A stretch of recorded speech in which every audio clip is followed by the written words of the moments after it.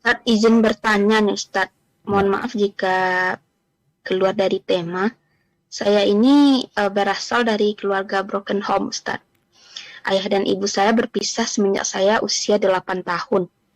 Bagaimana caranya supaya hati saya ini ikhlas menerima takdir Allah yang terkadang saya merasa tidak punya kekuatan untuk menjalani semua itu, dan saya terkadang juga merasa lelah menjalani semua itu Ustadz. Dan juga Ustadz, apa hikmah dari yang terjadi atas peristiwa dalam kehidupan saya dan keluarga saya ini? Karena setelah peristiwa itu berlalu, bisa dikatakan 10 tahun yang lalu, sekarang keadaan keimanan saya, ayah saya, ibu saya, dan kakak saya sudah menjadi lebih baik, dan kami sudah mulai merasakan kedekatan dengan Allah.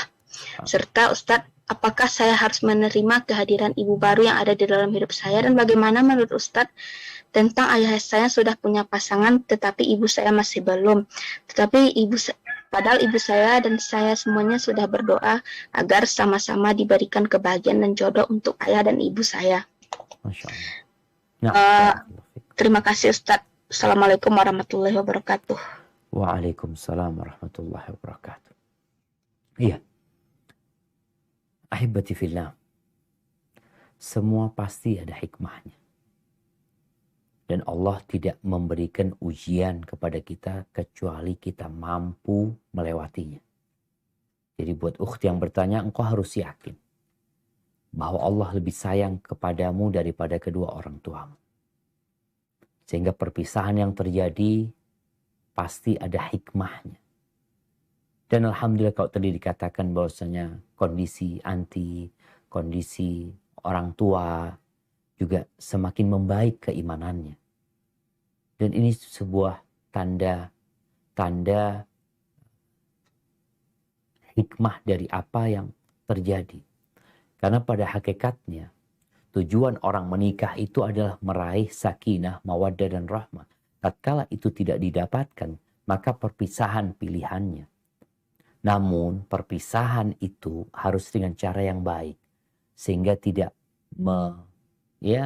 kalau dikatakan broken home sebenarnya. Bisa jadi enggak, bisa jadi dengan berpisahnya mereka, anak-anak lebih berbahagia. Semua mencari kebahagiaan. Sang ayah pun bisa jadi lebih berbahagia dengan dia berpisah. Sang ibu pun merasa mungkin lebih nyaman. Tinggal bagaimana menjaga dampak-dampak negatif dari perpisahan tersebut. Jangan sampai seorang anak itu jadi nggak berbakti sama orang tuanya gitu loh. Nggak menerima dengan apa yang terjadi. Bicara takdir Allah Azza wa Jal, udah terjadi. 50.000 tahun sebelum penciptaan langit dan bumi, ini sudah ditetapkan. Dan Allah menetapkan itu dengan ilmu dan hikmah. Sehingga anti sekarang jalani kehidupan ini dengan selalu meminta pertolongan kepada Allah Azza wa Jal. Yakin berbaik sangka sama Allah kalau Allah akan berikan yang terbaik. Kalau bicara ayah mau nikah lagi, tafadhol. Sebenarnya nggak pisah pun, ayah nggak pisah sama ibu, ayah boleh nikah 2, 3, 4. Kadangkala anak ini merasa bapaknya zalim sama ibunya, tidak. Ada anak yang tidak nerima bapaknya poligami. Benci sama bapaknya. Kalau bapaknya zalim, yang dibenci kezalimannya.